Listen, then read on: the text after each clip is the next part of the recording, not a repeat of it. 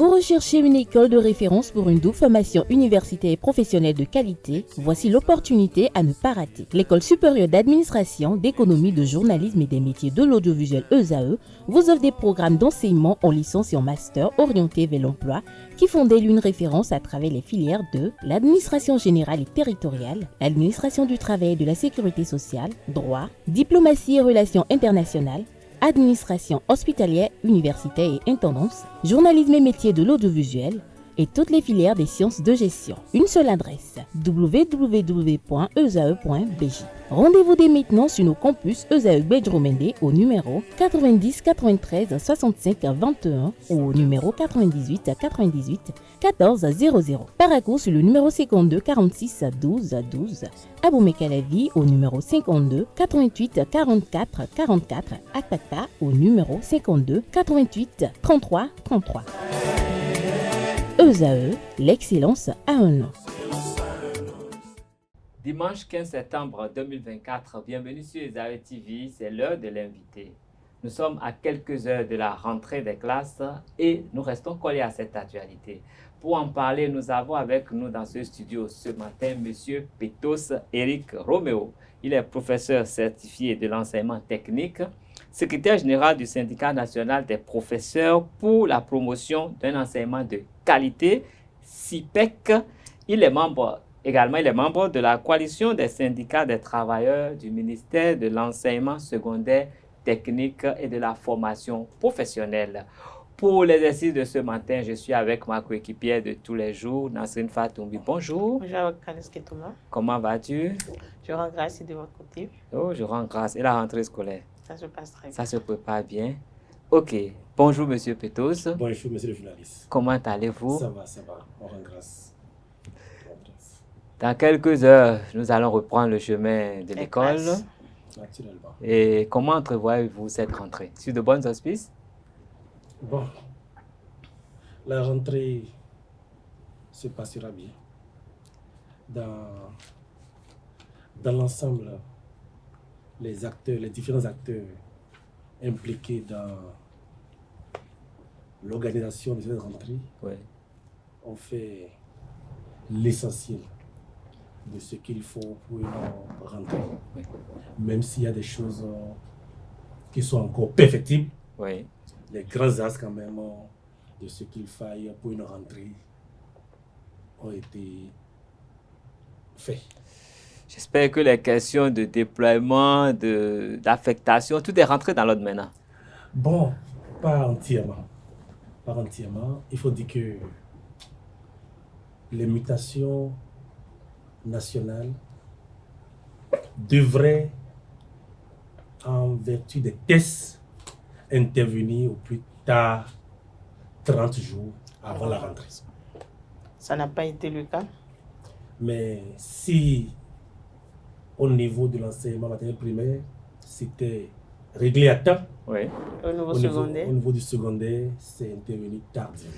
Mais j'espère que ce retard ne va pas Bouleverser bouleverser les préparatifs de la rentrée. Non, la rentrée aura lieu.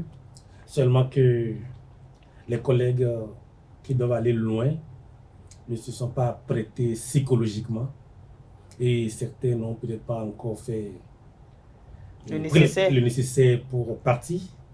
Ils iront prendre service certainement d'abord et revenir faire le paquetage pour repartir. Sinon, en temps normal, si l'invitation était intervenue à temps. ils ont 30 jours pour prendre une solution. L'invitation est intervenue pratiquement la semaine dernière. Donc, à quelques heures de la rentrée, je pense que psychologiquement, ça va bouleverser un peu les collègues. Mais ça n'empêche pas que la rentrée démarre véritablement. D'accord. Donc, les parents d'élèves doivent être apaisés par rapport à une bonne rentrée. Non, il doit être apaisé. D'accord. Sinon, au plan administratif, les grandes lignes ont été faites. Oui, mais toujours dans la perspective de cette rentrée scolaire, nous savons que les aspirants au métier d'enseignant sont au cœur de l'actualité depuis quelques jours, avec notamment plusieurs avantages qui leur sont octroyés pour leur permettre d'avoir un très bon rendement. Je vais laisser ma collègue quand même y aller sur la question. Alors, comme Kales Kitome vient de le dire, M. Petos, le Conseil des ministres en sa séance du 11 septembre, si j'ai bonne mémoire, a accordé le déploiement de 2431 AME aspirants au métier de l'enseignement, au ministère de l'enseignement primaire et secondaire. Êtes-vous surpris par cette décision du gouvernement? Bon, oui et non. Dans quel sens oui? Dans quel oui, sens? Parce que il y a des départs à la retraite, il y a des extensions de classe, il y a beaucoup d'autres choses qui doivent amener à faire un déploiement. Et supérieur même à ce qui se fait habituellement. Mais je crois que ce qui a été fait, ça répond juste à la demande du ministère. Oui, à la demande du ministère. C'est pour qu'il n'y ait pas de classe sans enseignants. Oui. Mais nous espérions mieux que ça. Vous espériez mieux que ça? Pas en termes de déploiement, ou vous espérez mieux? Oui, à dire ce personnel-là, l'utilisation qu'on en fait n'est vraiment pas sérieux. Le gouvernement a demandé, sinon a pris lui-même l'engagement de les reverser en agents contractuels de droit public de l'État. Oui, vous abordez là un sujet qui vous est cher, je suis d'accord avec vous, mais pour le moment, il s'agit de bien démarrer les classes, d'avoir une bonne rentrée, et comme vous êtes des syndicalistes, vous aurez forcément le temps tout au long de l'année de revenir sur la question pour régler. Parce que si nous commençons à soulever ce genre de sujet, ça pourrait encore raviver l'inquiétude au niveau des parents, parce que vous savez, en tant que parent d'élèves, à chaque rentrée, on est là. J'espère qu'il n'y aura pas de perturbation, j'espère pour l'école. Ce déploiement, quand même, peut nous permettre d'espérer que ça va bien se passer pour l'année. Non, par rapport au déploiement d'enseignants, c'est venu à point nommé. C'est juste. Mais il y a une autre situation au niveau des mutations départementales dans l'enseignement secondaire, ce n'est pas terminé. Parce qu'après les mutations nationales, il faut faire un arrimage. Donc, il faut un rééquilibrage au niveau des départements. Donc, jusqu'à présent, les mutations départementales ne sont pas encore terminées. Oui, il y a des problèmes, mais qui n'empêcheront pas quand même l'effectivité de la rentrée. Mais ces petits points pourront être réglés progressivement. Et d'ici un mois, tout pourrait rentrer dans l'autre. C'est une évidence. C'est une évidence même. Un peu moins d'un mois même, tout cela sera mis en œuvre. Tout cela sera mis. On parle toujours du déploiement des AME. On a eu à constater que, dans la même veine, les enfants de ces AME sont exemptés des frais de scolarité. Oui, ça c'est des mesures sociales que le gouvernement prend. Avant même ça, il a amélioré un peu le salaire en faisant un complément de 20 000 sur les salaires. Cela, c'est des mesures sociales. Mais qui n'ont pas... Ça règle le problème ponctuel. Mais l'emploi demeure précaire et l'employé vulnérable. Donc, c'est des trucs, c'est des mesures, en fait, c'est des mesures pour régler les problèmes de l'heure. C'est conjoncturel. La vraie question, c'est de rendre les enseignants là, c'est de les fidéliser. Les fidéliser, c'est qu'ils aient un statut. Un statut quand même, l'un des statuts des agents de l'État. Agents contractuels, fonctionnaires de l'État et autres. Mais lorsque ça se passe comme ça, si le problème n'est pas très remarquable au primaire et au secondaire, les gens désertent en cours d'année. Vous allez voir, surtout... Pour quelle raison? Oui, mais qui veut rester continuellement dans la précarité? Non, mais... Les gens voyagent, certains trouvent des circuits, ils voyagent, d'autres changent de métier, etc. Chacun, ce n'est pas bon pour le système. C'est pas bon pour le système. Est-ce que c'est le fait de voyager, de changer le métier qui va améliorer leurs conditions de travail et de vie? Non, mais c'est vrai que forcément parce qu'ils espèrent mieux qu'ils le font. Mais déjà, vous savez, il y a des gens au Bénin qui ne gagnent que 30 000 le mois. Mais quand leur salaire est amélioré de 20 000, je crois que l'État fait quand même un effort pour ne pas décourager ceux qui veulent bien faire ce métier. L'enseignant ne travaille pas sur du bois. Il ne travaille pas sur du fer. il travaille sur des âmes. Oui. Sa mission, c'est d'élever les consciences, c'est d'éclairer les générations montantes. Oui.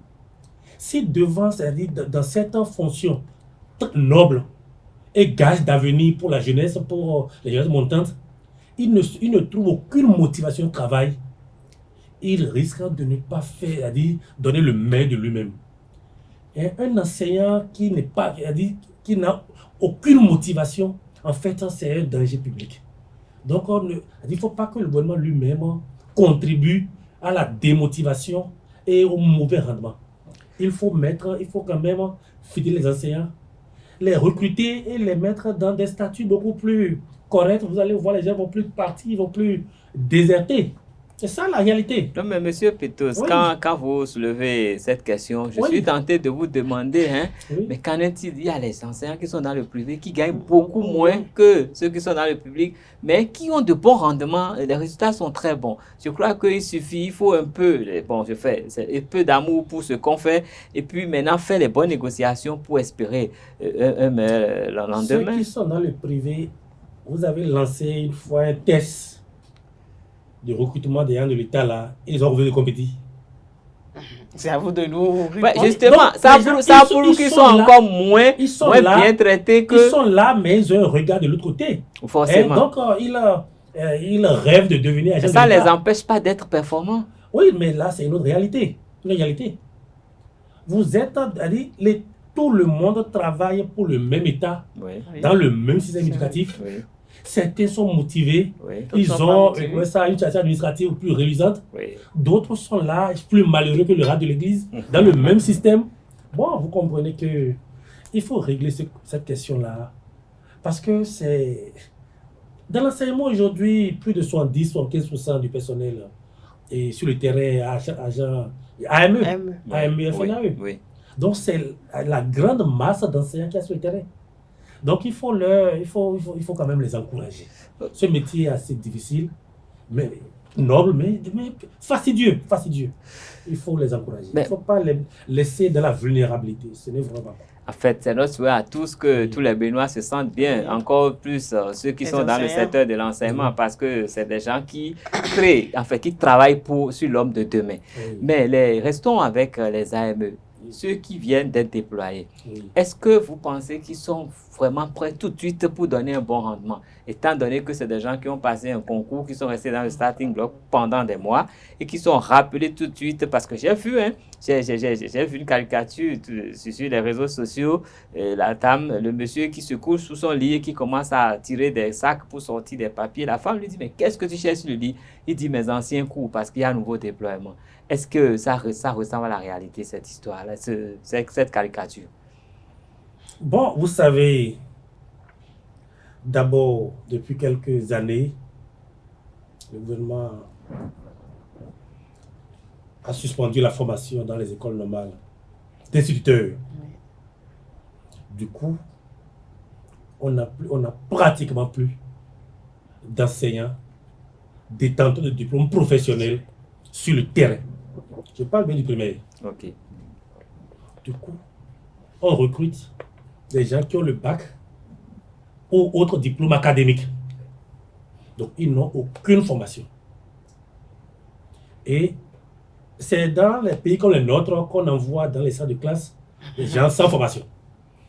Dans un pays sérieux, on doit tout au moins recruter les gens à l'avance, leur faire une formation quand même initiale, même tout au moins les briefer un peu. Mais puis on est au 229, bon, et on recrute des bacheliers et autres. Et il faut même les remercier parce que malgré les conditions qu'on leur fait, ils se chinent au travail pour donner quand même le résultat que nous voyons. Chacun se forme, chacun de se forme, va à la recherche de la documentation, va voir des aînés pour demander comment ça se fait, etc., pour pouvoir donner le meilleur de lui-même. Malgré donc le traitement qu'il leur est fait. Il faut les motiver, mais il faut dire que ce n'est pas non plus bon. Ce n'est pas non plus bon. Et il faut dire le réseau pédagogique également. Les directeurs d'école, les conseillers pédagogiques, les inspecteurs, chacun de son côté mouille le maillot quand même pour que les enfants de la République ne soient pas sacrifiés. Sinon, en temps normal, on ne doit pas envoyer dans les classes des enseignants non formés. Mais en tant que défenseur de leurs droits, qu'est-ce que vous faites pour les aider quand même à rattraper un peu ce retard-là en attendant que l'État joue le rôle qu'il faut en la matière? Non, l'État, bon, il faut dire que le secteur de l'enseignement, c'est l'un des secteurs où l'État n'a vraiment pas recruté depuis 7 ans. Ce n'est pas bon. On a recruté, on a vu plusieurs fois recruter à la police. On a vu plusieurs fois recruter à la magistrature, à la justice en général. On a vu des recrutements à la santé. C'est un appel vous lancez. Mais chez nous, on n'a pas recruté. On utilise une main-d'œuvre de façon déguisée. On les met dans une précarité nulle pareil. Parce que, bon, un peu comme si ils étaient là quand on tuait le Christ. Oui. Oui, mais bon, voilà que l'État est en train d'étoffer les effectifs pour que les enfants ne soient pas délaissés. Non, il faut dire que les ministres du secteur de l'éducation, ils font de leur mieux. Ils se chient au travail. C'est-à-dire, ils font tout ce qui est en leur pouvoir pour que les enfants ne soient pas sacrifiés. Ça là, c'est une réalité. Je les vois au charbon. Ils se débattent comme des diables dans les bénitiers. Mais la solution, ce n'est pas la solution. Il faut recruter un personnel et le former. C'est tout simplement. Il ne faut pas qu'on mette les enseignants. C'est un peu comme si on a élaboré une échelle de préférence et les enseignants sont au bas de l'échelle. Et bon, les autres secteurs sont quand même les enfants choyés. Et les autres, là, ils sont là. On les jette des miettes à la fin du mois et ils sont livrés à eux-mêmes. Vous n'avez pas vu également qu'il y a des suicides, des décès un peu dans le monde des enseignants? Oui, il faut comprendre. Lorsque vous vivez, quand tu es enseignant et que tu dois prendre le salaire et compléter, prendre encore ta bajaj le soir pour aller chercher encore un peu d'argent en plus. Vous voyez, c'est-à-dire, au plan de l'honneur d'abord, ça pose un problème. Et ça, là, c'est ceux qui sont endurants. Ceux qui ne sont pas endurants, bon, ils n'arrivent pas. Ils n'arrivent pas et ils pleurent en silence. Et bon, et finalement, ils se donnent à cet acte de lâcheté qu'est le suicide. C'est tout, c'est parce qu'ils n'en peuvent plus. Ils n'en peuvent plus et ils n'ont pas eu le temps de parler de leur situation à des gens. Ils se sont recroquevillés sur eux-mêmes et bon, ils attendent à leur propre vie. Mais en tant que responsable syndicaux, est-ce que vous ne pouvez pas ébaucher quand même une solution? Parce que l'État, oui, mais c'est vos collègues qui vont partir. Parce que j'ai dit, c'est psychologique ce qui se fait là. Oui. C'est vrai, les enseignants sont là. S'il y a des problèmes, vous défendez quand même leurs droits. Oui. Est-ce qu'il n'est pas possible que vous puissiez ébaucher quelque chose pour écouter, rien que l'écoute, parce que l'écoute, ça sauve déjà. C'est parce que vous les écoutez que vous êtes au parfum de tous leurs problèmes. Quand vous allez à la table de négociation, c'est parce que vous connaissez vraiment les situations. Mais sur ces questions aussi, vous pouvez prolonger quand même votre intervention pour que ça se passe mieux pour eux. C'est parce qu'on intervient véritablement là qu'on est à ce taux réduit de suicide et autres actes de lâcheté. Mais que faire pour vous accompagner alors, pour vous appuyer dans ce soutien-là? Ce qu'il faut faire, c'est de nous aider à dire au gouvernement de recruter les enseignants, les former et leur faire une situation humaine. Au secondaire, les collègues sont à 28 heures, 30 heures, 26 heures, 28 heures et parfois plus. Par jour? Non, par semaine. Alors que les tests ont prévu le nombre, la masse horaire qu'il faut pour un enseignant en fonction de son profil. Le maximum d'heures qu'on pouvait avoir, c'était 22 heures. C'était 22 heures. Mais eux là, au mépris de tous les tests de la République, on leur a appris 24, 26, 28 heures. Dans un passé récent, on leur donnait même 32 heures. Ouais, on leur donnait 32 heures. Donc, en fait, les gens sont devenus des esclaves modernes. Ils sont des esclaves modernes. C'est nos multiples interventions qui ont fait qu'on est passé à 28 heures, à 26 heures. Bon, juste maintenant, oui, 22 heures même. Non, au collège là, si vous n'avez pas 24 heures, on ne vous paie pas. Et la NPE est stricte. Le minimum là, c'est 24 heures. Oui, donc, dans le même établissement, bon, les gens ont le même profil, ils sont régis par les mêmes tests. Bon, On applique les tests à des gens, ils ont 18 heures, d'autres ont 24, 26 heures. Ouais, tout ça là, c'est un peu pour dire, bon, il n'y a pas l'emploi, bon, tu as trouvé ceci, accroche-toi à ça, même si c'est mauvais. Non, ce n'est pas bon dans un système éducatif. Ça démotive. Monsieur Petos, voilà, nous démarrons l'année et chaque fois qu'on démarre l'année, quelle que soit la manière dont ça démarre, on attend la fin. Parce qu'à la fin, on fait les bilans. Oui. Est-ce que aujourd'hui, nous avons les garanties que les enseignants vont jouer vraiment leur partition pour que les résultats soient meilleurs, sinon au moins aussi bons que ce que nous avons eu cette année? Et que, oui, forcément. En fait, là, les enseignants ne sont pas irresponsables. Non. On ne saurait le dire. Ils ne sont pas irresponsables. On ne saurait le dire. Quand on leur confie la mission, ils accomplissent la mission avec amour, avec droiture, avec dextérité. Les résultats de ces dernières années, vous les voyez. Oui. Donc, vous avez la certitude qu'un professeur, un enseignant finisse son programme, son emploi du temps. Globalement. Il faut dire que les inspecteurs aujourd'hui ne restent plus au bureau, ils ne restent plus, ce n'est pas des bureaucrates.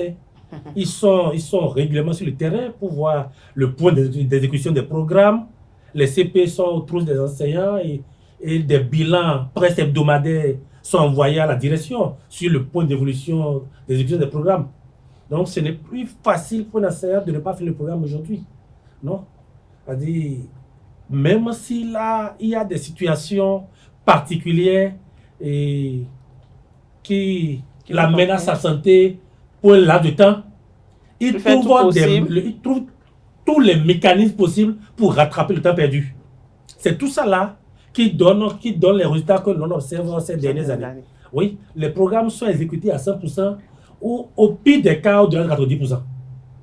Ah ben, je suis heureux de l'apprendre parce que moi, quand j'étais au collège, je n'avais jamais fini le programme dans aucune matière. C'est ce que moi j'ai fait. Donc, le travail que font les inspecteurs de l'enseignement secondaire aujourd'hui, véritablement, c'est un accompagnement indéniable pour le système.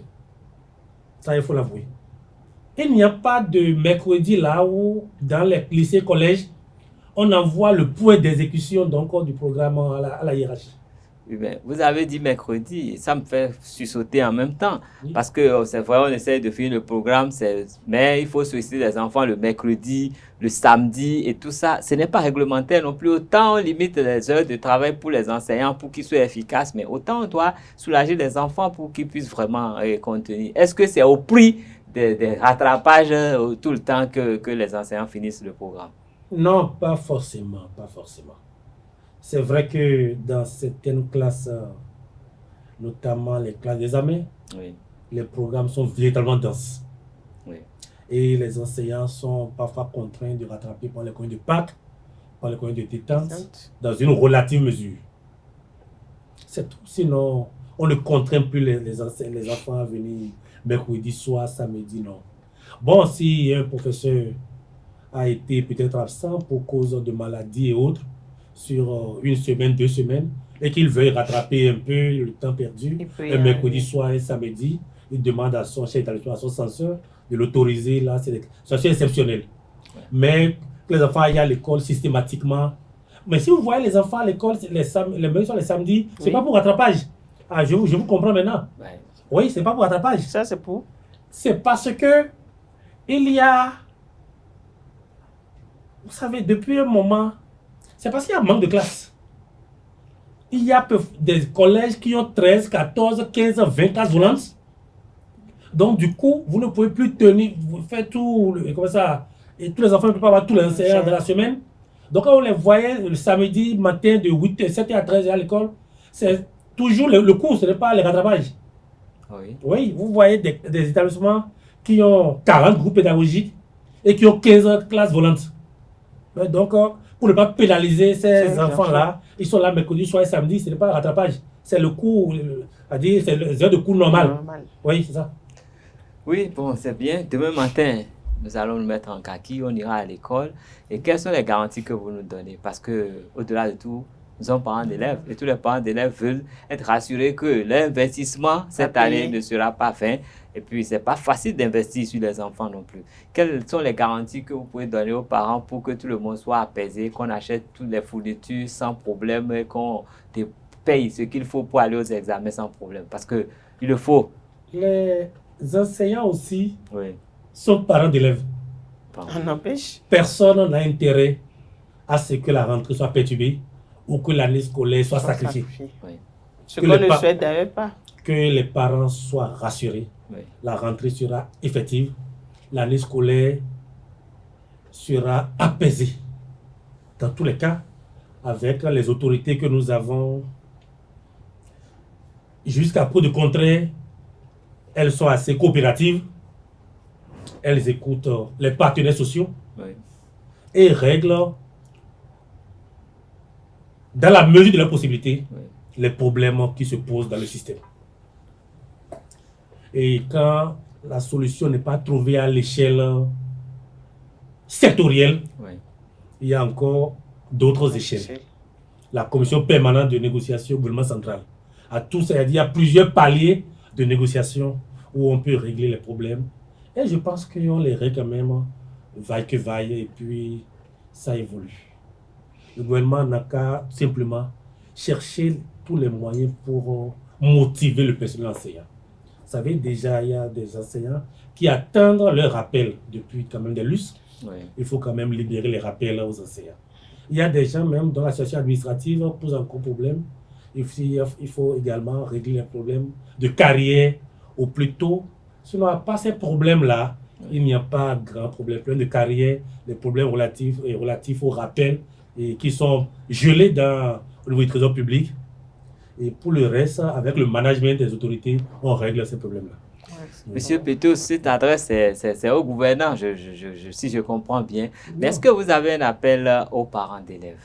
Oui, aux parents d'élèves, il faut leur dire que la responsabilité du succès de l'enfant émane de tous les acteurs. Ils ont un rôle fondamental à jouer dans l'évolution, dans le succès de l'enfant.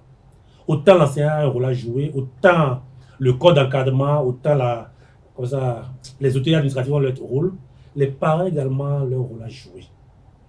Ils ne doivent pas stresser les enfants.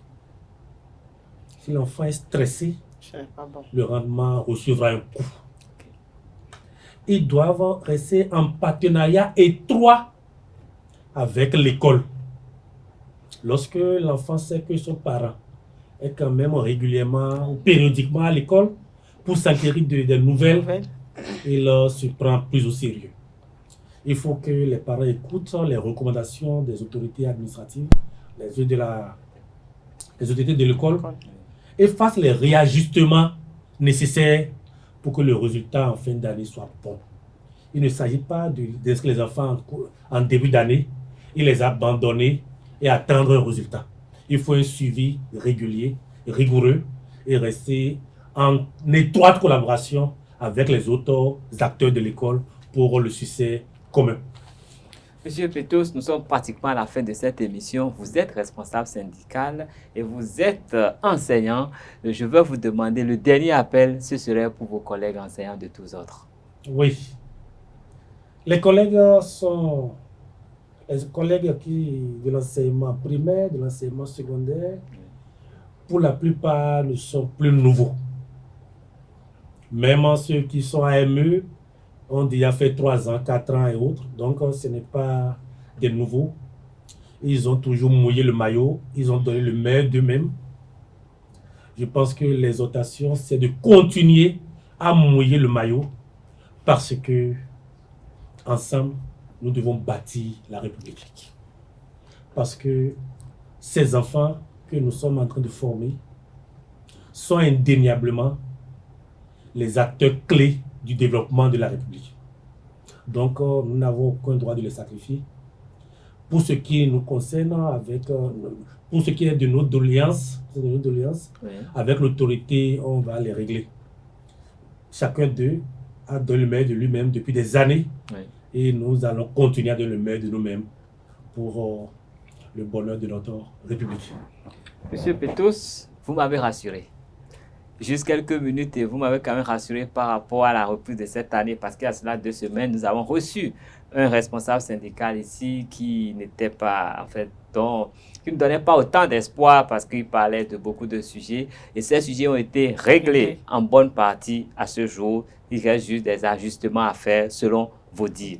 Je rappelle que vous êtes M. Petos Éric Roméo, vous êtes professeur certifié de l'enseignement technique, vous êtes secrétaire général du syndicat national des professeurs pour la promotion d'un enseignement de qualité.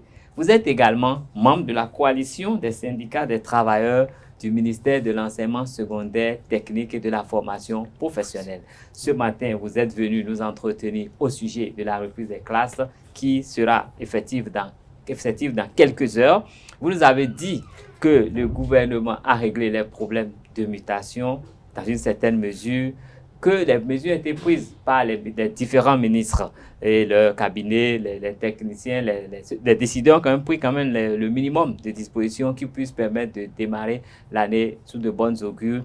Et vous espérez que tout au long de l'année, vous allez pouvoir négocier de façon à obtenir tout ce qui manque pour que les réglages soient faits, que les collègues puissent rentrer dans leurs droits qui ne sont pas encore acquis et tout ce qu'ils attendent et que la situation des AME soit davantage améliorée, sinon qu'ils soient carrément recrutés, qu'ils changent de statut pour que tout le monde puisse donner le meilleur de lui-même. Vous avez demandé aux parents d'élèves d'accompagner le système, d'assister, d'accompagner leurs enfants après l'inscription pour espérer de bons résultats.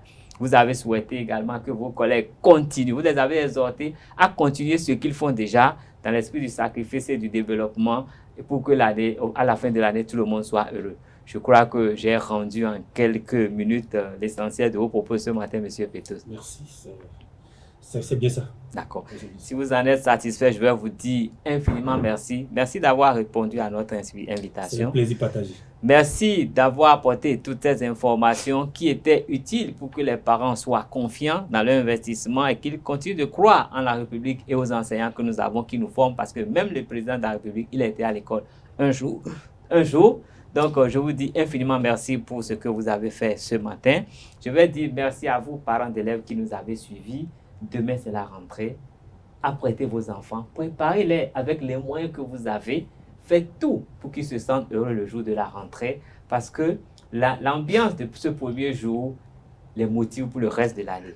Mais restez collés à l'école, restez collés à vos enfants. Quel que soit ce que vous faites comme activité, sachez que le soir, il faut vérifier ce que l'enfant a fait à l'école. Sachez que par semaine ou par quinzaine, vous devez faire un tour pour vous enquérir de ce qui se passe à l'école et que vous devez rester collés aux recommandations faites par les enseignants pour qu'à la fin de cette année, nous aurons de meilleurs résultats scolaires. Surtout pour le bac, série D, ça n'a pas marché cette année. Nous souhaitons que ça marche dans toutes les séries l'année prochaine, au-delà de 75%. Sur ce, je vais vous dire, passez une bonne semaine et une belle rentrée des classes, une belle année à nous tous pour le bonheur de tous les Béninois. Merci, ciao.